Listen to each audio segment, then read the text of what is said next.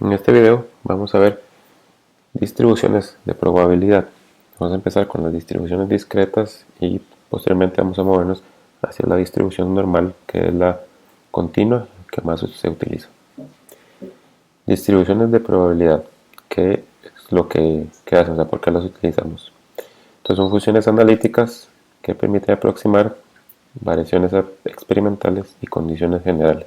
Cuando hablábamos de las funciones de densidad de probabilidad y funciones de densidad de probabilidad acumulada, son estas las que vamos a usar, o esto es lo que vamos a usar en el trasfondo para poder graficarlas y determinarlas. Entonces son diferentes modelos que ya están definidos y que vamos a tratar de ajustar a nuestros datos. Vamos a tener diferentes familias dependiendo del tipo de dato que estemos utilizando, y lo que van a hacer es, de forma general, desplegar la probabilidad de los posibles resultados. Entonces estas las vamos a usar para hacer nuestros cálculos de probabilidad para nuestros experimentos u observaciones.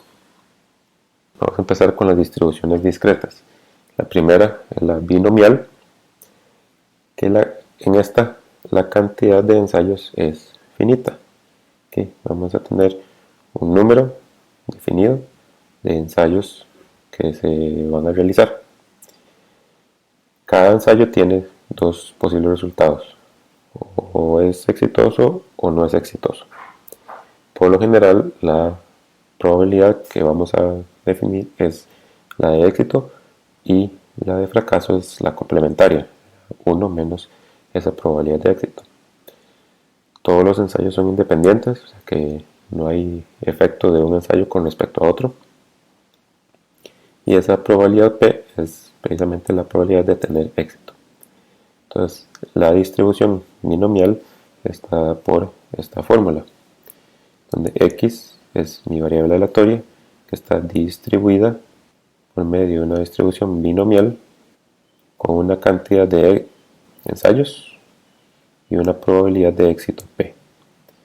Entonces esa es la fórmula. N es la cantidad de ensayos, X es el número de éxito para el cual estoy calculando la probabilidad, P es mi probabilidad de éxito y Q es mi probabilidad de fracaso.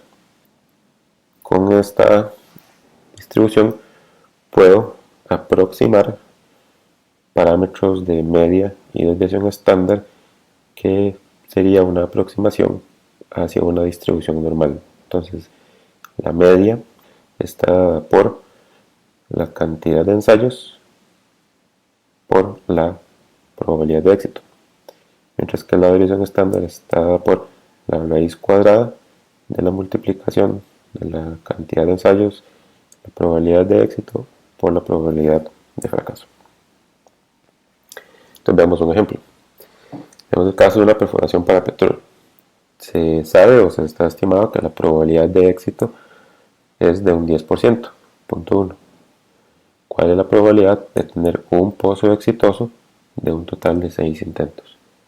Entonces aquí estamos, digamos que vamos a hacer 6 pozos, que eso es lo que podemos hacer. ¿Cuál es la probabilidad de que uno, o sea, solamente uno, sea exitoso?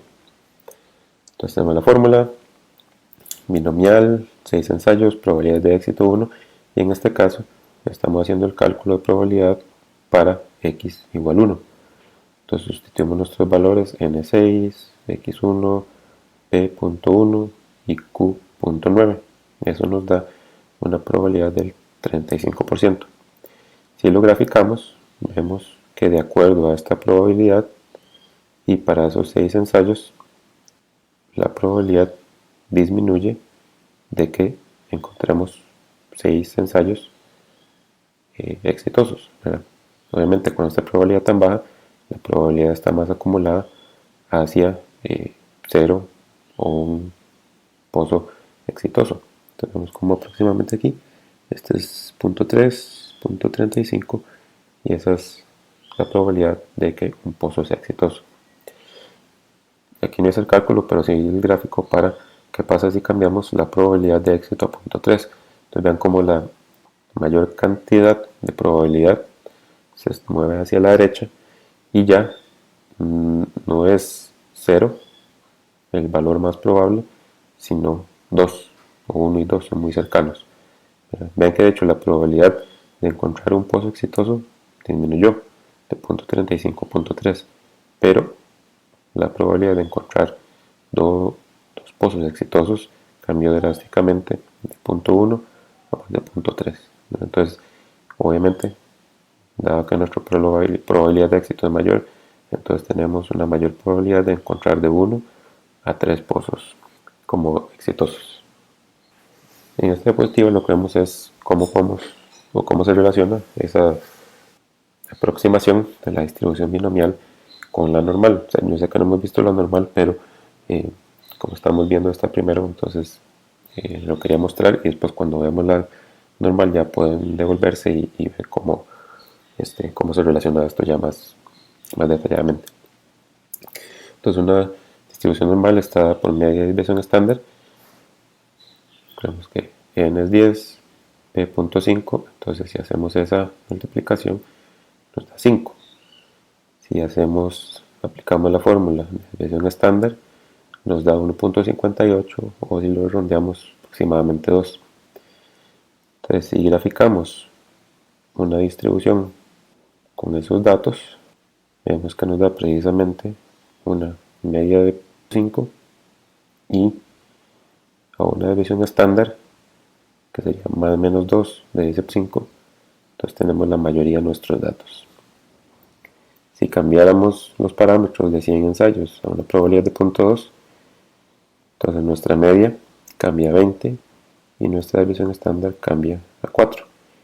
Y si hacemos un gráfico para esos datos, vemos que, bueno, primero hay más barras, ¿verdad? Porque estamos una cantidad de ensayo mayor y nuestro rango de datos es mayor.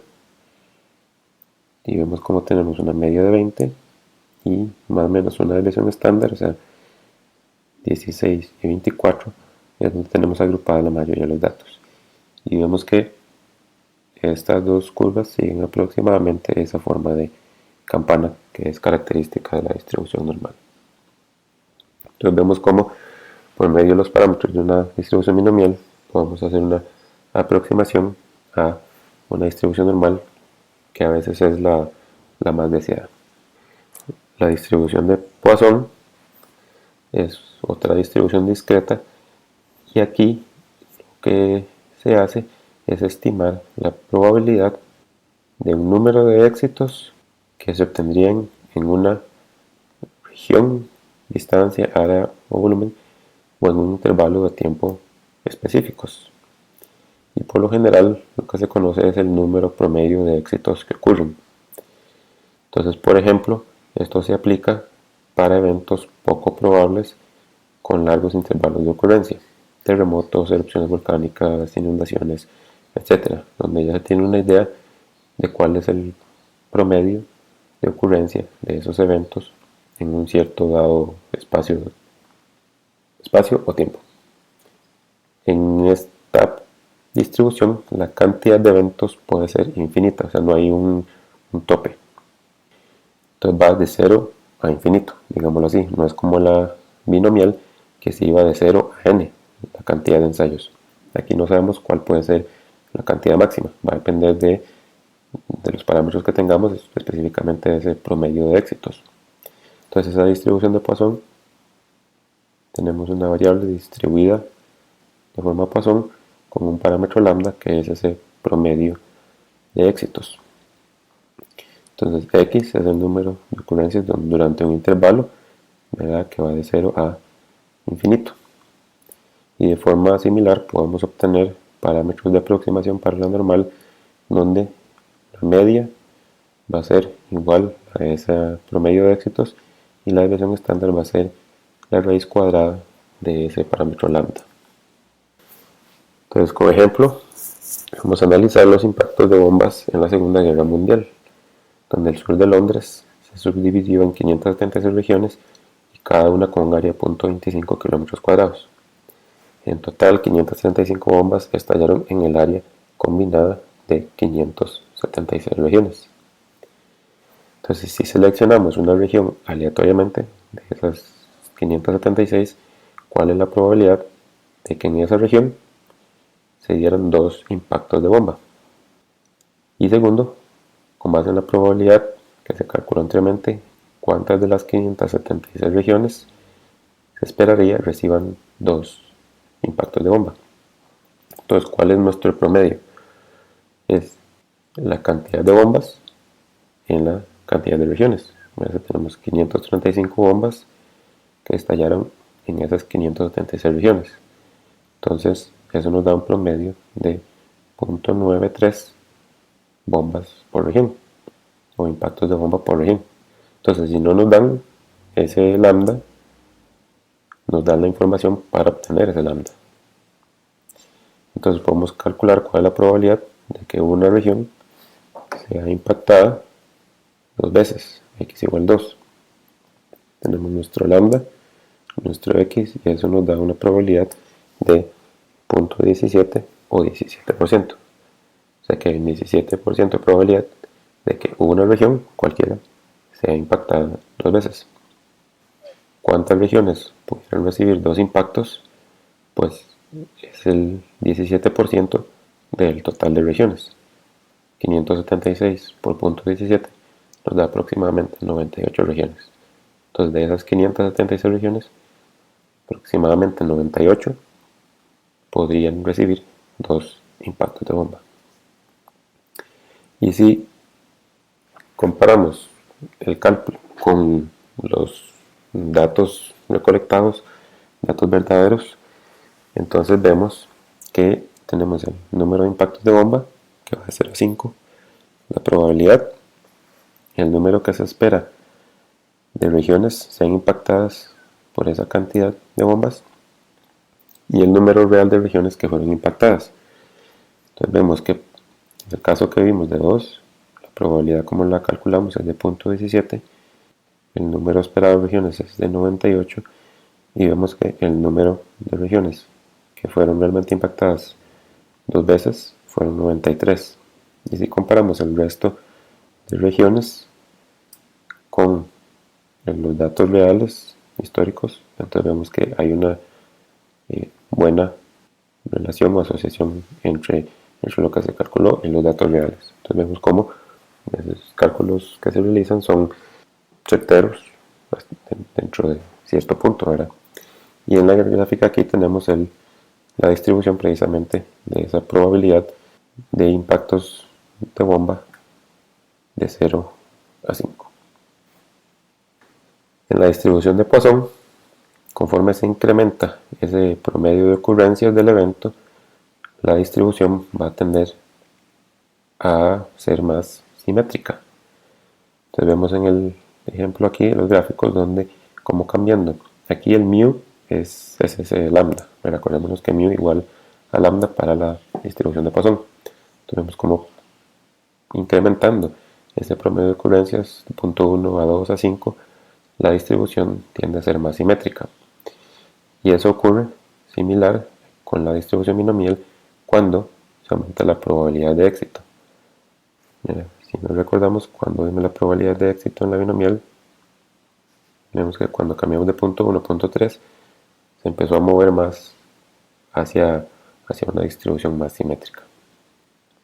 Entonces, al cambiar el lambda en mi distribución de Poisson y mi p, mi probabilidad de éxito en mi distribución binomial, tendemos a acercarnos más a una distribución normal. Un ejemplo similar de la distribución de Poisson aproximándose a esa distribución normal.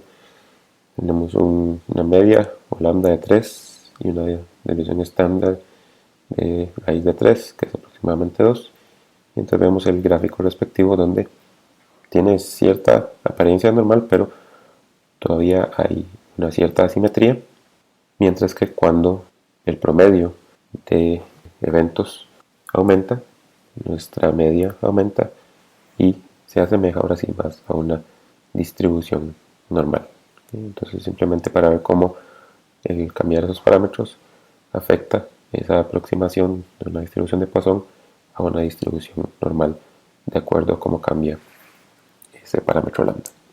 La distribución normal es la distribución normal o gaussiana, que va a ser la continua, que por lo general describe muchos de los fenómenos que ocurren en la naturaleza, ¿verdad? Que sería nuestra área de estudio. En la industria, investigación, ¿verdad? En general, pero de manera general es la distribución que más se ajusta a fenómenos naturales. Vemos esa fórmula ahí complejísima, pero simplemente se las pongo para que la tengan, igual a como les mostré las fórmulas de la distribución binomial y de Poisson, pero no la vamos a usar. Entonces los parámetros que definen la distribución normal son la media y la desviación estándar, como bien veníamos viendo. Entonces una variable aleatoria x está distribuida normalmente con parámetros mu y sigma, donde mu es la media y sigma es la desviación estándar. Entonces las características va a ser que tiende a ser simétrica alrededor de mu, de la media. Va a ser centrada y con valor máximo en esa media. Y va a tener puntos de inflexión a más o menos una desviación estándar, que es lo que está ejemplificado en la gráfica de la derecha por la flecha. Y siempre, siempre, siempre el área bajo la curva va a ser 1. No importa la forma que tenga, el área de la curva va a ser 1. Entonces los valores más frecuentes, más probables, están concentrados cerca de esa media y los valores menos frecuentes o menos probables van a estar más alejados y van a estar más hacia las colas inferior y superior de esa distribución. Entonces nuestra área va a ser mayor en el medio, entonces vamos a tener mayor probabilidad de ocurrencia de esos valores, y como el área debajo de la curva es mucho menor en las colas, en los extremos, entonces esos valores van a ser menos probables. Ok, ¿cómo se ven esas curvas si empezamos a variar esos parámetros? Entonces podemos comparar dos curvas donde tenemos la misma desviación estándar, pero una curva tiene un valor de media menor que otro.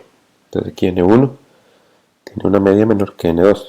Entonces simplemente están desfasadas una de la otra y se ven iguales porque tienen la misma dispersión, la misma desviación estándar. Ahora si les cambio los parámetros, donde la tienen la misma media, pero una desviación estándar diferente, entonces vemos como los dos están centrados en 0, que sería la media para ambas curvas, pero N1 tiene una menor dispersión, menor desviación estándar que N2, entonces es más espigada que la N2, y N2 tiene más probabilidad de valores extremos. Y tenemos otro ejemplo donde los dos parámetros son diferentes. N1 tiene media menor y una dispersión menor, entonces está hacia la izquierda y es más espigada que N2, donde N2 está más hacia la derecha y tiene una distribución más expandida a lo largo del rango de esos datos. ¿Okay? Entonces eso es para que vean de forma gráfica cómo el cambiar esos parámetros afecta esa distribución, esa forma de la distribución. Aquí lo importante es recordar que siempre, siempre el área bajo cualquiera de estas curvas es 1. Entonces, por eso, cuando tengo una dispersión mayor, tiene que achatarse más mi distribución, mi curva, porque voy a tener valores, voy a estar permitiendo valores más extremos. Entonces voy a tener más probabilidad aquí. Entonces la probabilidad que estoy disminuyendo, digámoslo aquí en el centro, la estoy distribuyendo en los costados. Al aumentar la dispersión, se va a reducir la altitud, no la altura, de mi centro de distribución. Este es otro gráfico donde tenemos la función de probabilidad y la función de probabilidad acumulada a la izquierda y derecha respectivamente con diferentes desviaciones estándar. Entonces de nuevo vemos que la curva con menor desviación estándar es más espigada que las funciones que tienen desviaciones estándar mayores, y en la función de probabilidad acumulada es la que tiene una curva con una mayor pendiente. ¿verdad? Porque hay una menor dispersión de datos. Conforme la dispersión de datos aumenta, entonces esa pendiente se suaviza. Ok, ¿de qué nos sirve saber o por qué queremos utilizar esta distribución normal? Pues recordemos que como es una continua, no puedo tener, bueno, sí lo puedo calcular, pero no tiene mucho sentido, el valor o la probabilidad específica de un punto, de un valor. ¿Por qué? Porque puede ser 20, 21, 21, 1, así sucesivamente. Entonces, por lo general lo que hacemos es la probabilidad de que mi variable esté entre dos valores, x1, x2 en este caso. Entonces, ¿cuál es esa probabilidad? Es simplemente el área bajo esa curva. En este ejemplo, x1 está cerca de menos 2, x2 anda alrededor de 1, entonces toda esta área sombreada, esta región sombreada, sería la probabilidad de que x, de que mi variable aleatoria esté entre los valores x1 y x2. Ahorita vamos a ver cómo calculamos esa área. Para hacerlo, y la forma típica en que vamos a trabajar, es trabajar con la distribución normal estándar. Aquí lo que hacemos es estandarizar nuestros datos para que nuestra curva tenga una media de 0 y una varianza de 1. ¿Cómo hacemos eso? Agarramos cada uno de nuestros datos de nuestra variable, le sustraemos la media y dividimos por la desviación estándar. Entonces, siempre que hagamos esto, nuestra variable va ahora a estar distribuida normalmente con media 0 y desviación estándar 1.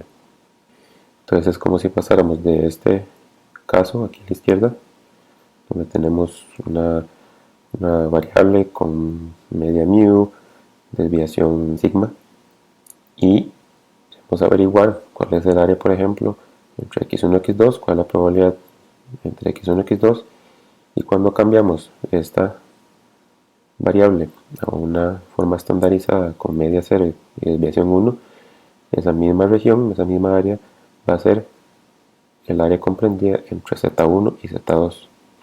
Esta z es una medida estandarizada donde lo que me va a decir, o sea, lo que me dice ese z, cuando comparo un valor específico, es cuántas desviaciones estándar lejos de mi media está ese valor. Entonces, cuando estoy comparando un x con respecto a mi media, lo que estoy haciendo es determinando cuántas desviaciones estándar está por encima, si es positiva, o por debajo, si es negativa. Y esta estandarización también me sirve para comparar distribuciones cuando las escalas de mis datos son diferentes. Una distribución estándar normal tiene media 0 y varianza 1. Entonces, ¿qué pasa si digamos, tenemos una población con media 45 y desviación de 5? Y queremos calcular el valor estandarizado de un valor de 50. Entonces z de 50 sería 50 menos 45 entre 5. Eso me da 1. ¿Y eso qué quiere decir? Que el valor de 50 en forma estandarizada está una desviación estándar por encima de la media. Y eso lo podemos ver. La diferencia entre 50 y 45 es 5. ¿Cuál es mi desviación estándar? Es 5. Mira, entonces 50 está a una desviación estándar, a 5 unidades por encima de mi media. Para x35, entonces z va a ser 35 menos 45 entre 5, que me da menos 2. Porque 35 menos 45 es menos 10 entre 5 menos 2. Entonces eso quiere decir que x, que 35, está 2 desviaciones estándar por debajo de mi media. Y si lo vemos de nuevo, esa diferencia entre 35 y 45 es 10, que es 2 veces 5.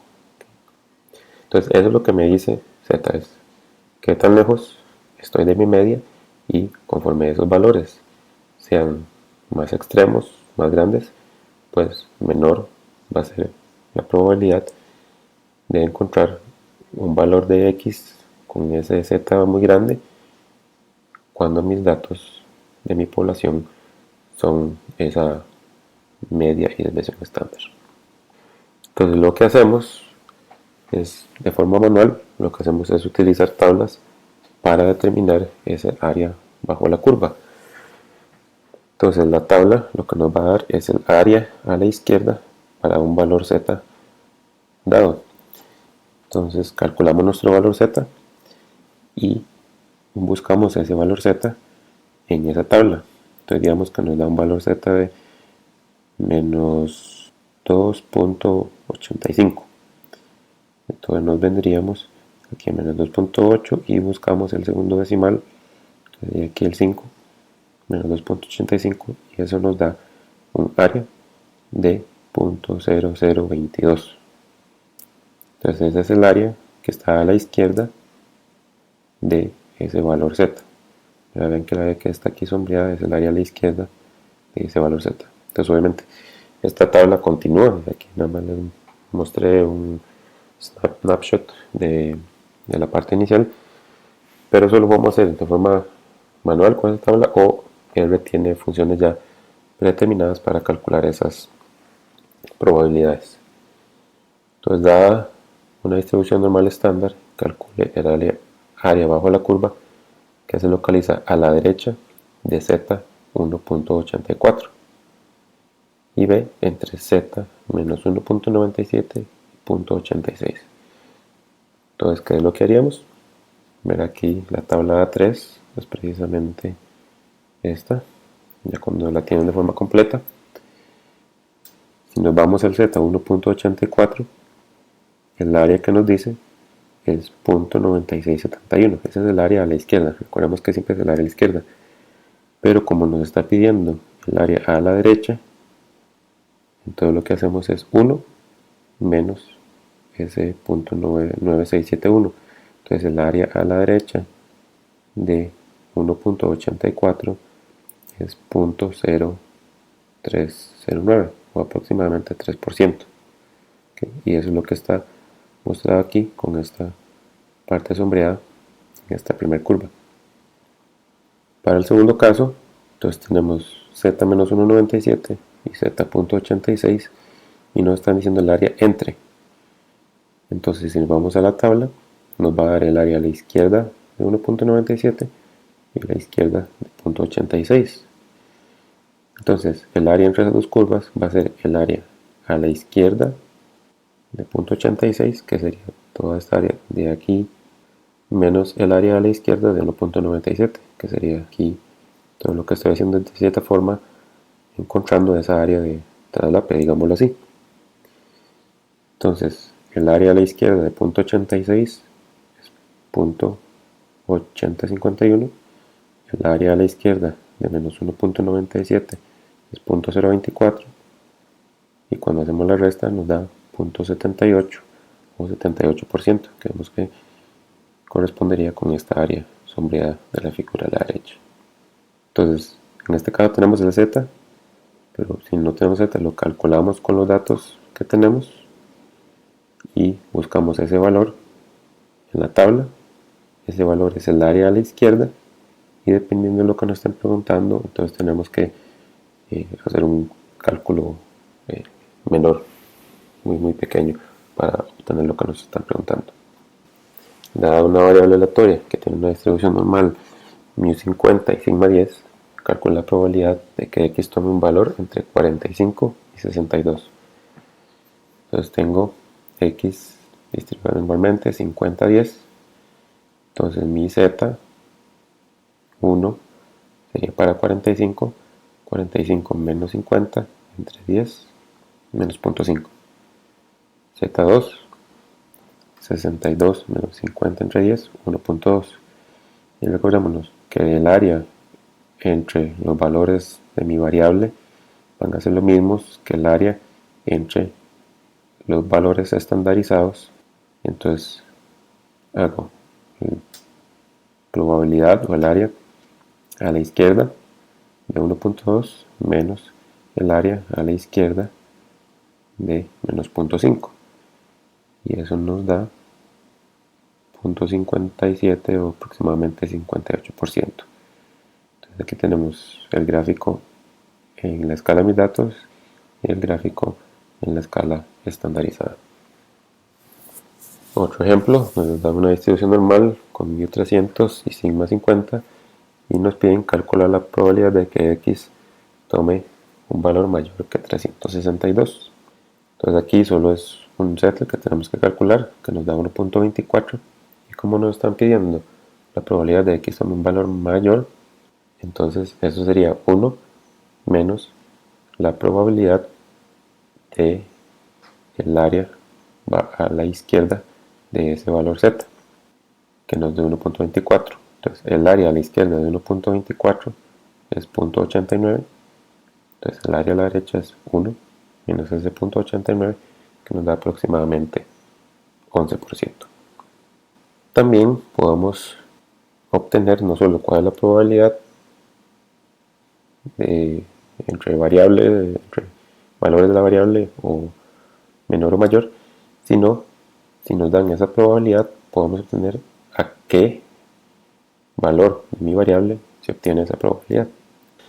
Entonces nos dan una distribución con media 40, desviación 6, y nos piden calcular el valor de x que tiene un 45% del área a la izquierda. Entonces ese 45% es el área, se nos están dando el área, se nos están dando el valor que buscamos por lo general en la tabla. Entonces lo que hacemos es buscar ese valor en la tabla, donde está ese punto 45 dentro de la tabla, y vemos cuál es el z al cual corresponde. Entonces nos da un z de menos punto 13 y simplemente despejamos x. Esta es la misma fórmula, solo que despejamos para x.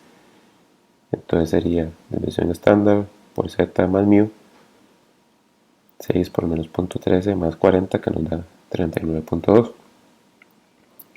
Entonces un valor de 39.2 va a tener el 45% del área a la izquierda. Vean que tiene sentido porque 45% es muy cerca del 50 y el 50 sería en 40.